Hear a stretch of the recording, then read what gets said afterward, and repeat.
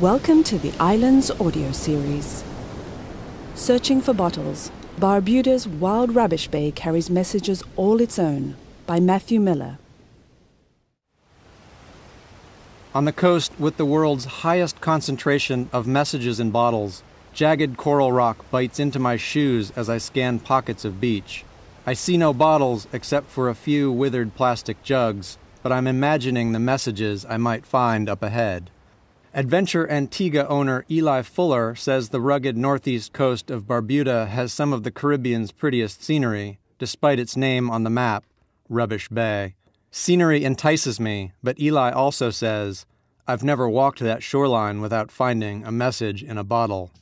I'm here to find mine. I've always wanted to find a message in a bottle, to read what a far-off stranger had to convey to me by the world's most romantic and hopeless mode of communication. What might my perfect stranger say? Darling, all is forgiven, come home. Linton Thomas, former Barbuda senator, found a bottled note from a girl in New Jersey 18 months after she'd tossed it in. He contacted her when he visited the States, and his rare blood type saved her dying child? Well, no, but they made a connection. Against all odds. Jason, gate man at Jolly Beach Resort, told me he'd found bottles on Antigua beaches, but he'd put off going to Barbuda all his life. Wait till I old like a shoe, he said. Anyway, his mother had warned him off uncorking rogue bottles. Someone might put a curse in there. But never mind curses. Messages compel me. I'd taken the Barbuda Express ferry from St. John's, docking at the south end of Barbuda.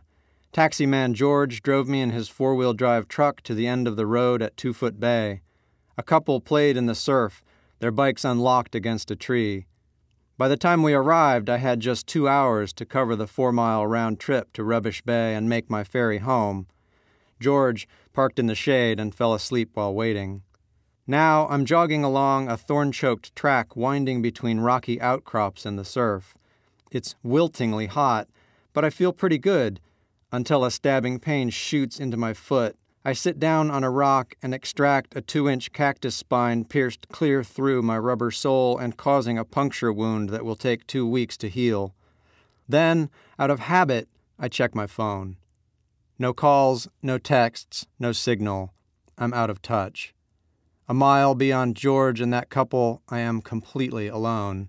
The surf carves the coral away from below, and waves wash beneath me, visible through the porous rock.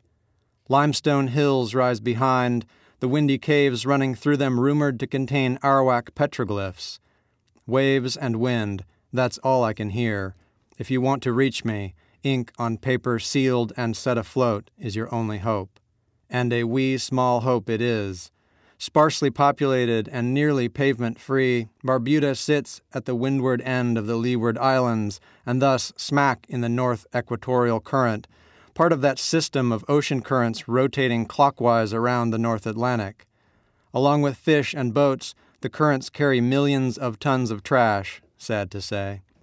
Humankind deposits waste by the barge load into the oceanic gyre. Paper dissolves. Metal sinks and eventually dissolves.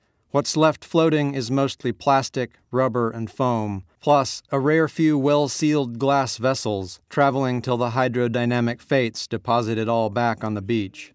A bottle loaded with a message, "Miss you, call me," and cast beyond the shore tides off the coast of, say, Portugal, might tour the Atlantic Rim for months, catch the North Atlantic drift, sidle eventually through the Kuroshio off Japan, spend years in equatorial streams and counterstreams, tour the sea rivers of Brazil and Mozambique, survive monsoons and typhoons, bobbing around the globe for decades.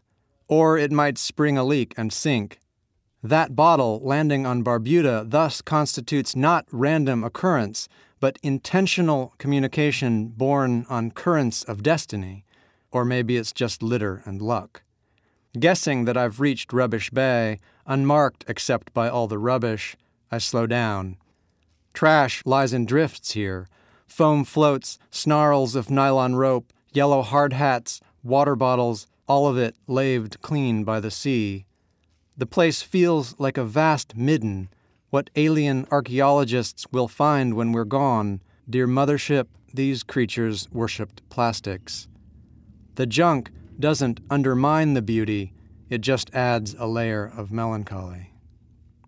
Amid the clutter, I spot a square green bottle wedged in the sand next to a battered white plastic helmet. My heart beating fast, I pull the bottle loose. Bokma, it says, a Dutch gin. Salt has eaten through the cap. The bottle contains pulpy shreds of paper in 2 inches of seawater. A message in a bottle.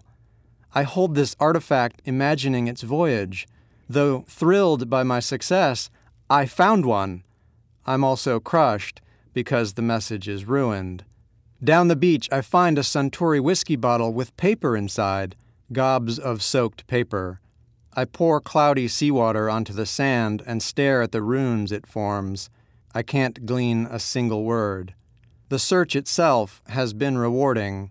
For one thing, I've discovered this rare, untamed place where no one can reach me, not by any means. Still, I know if I stayed, someone would reach me. I would find my message, and I really want to know what it says.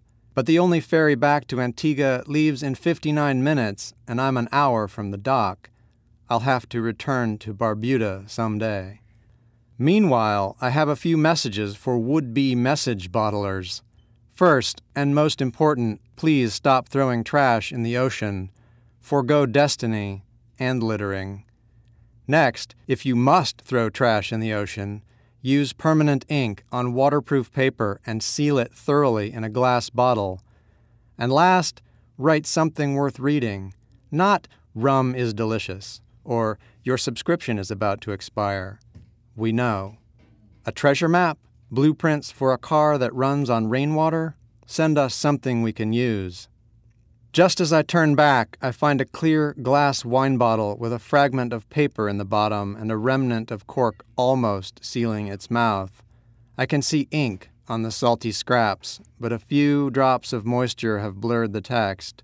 It's heartbreaking, this near missive. I found your letter, but the words were gone. Resend? Running for my ferry, I'm panting and lightheaded, pulling thorns from my feet, laughing, and still scanning the water for signs. For more Islands audio series, log on to islands.com/audio.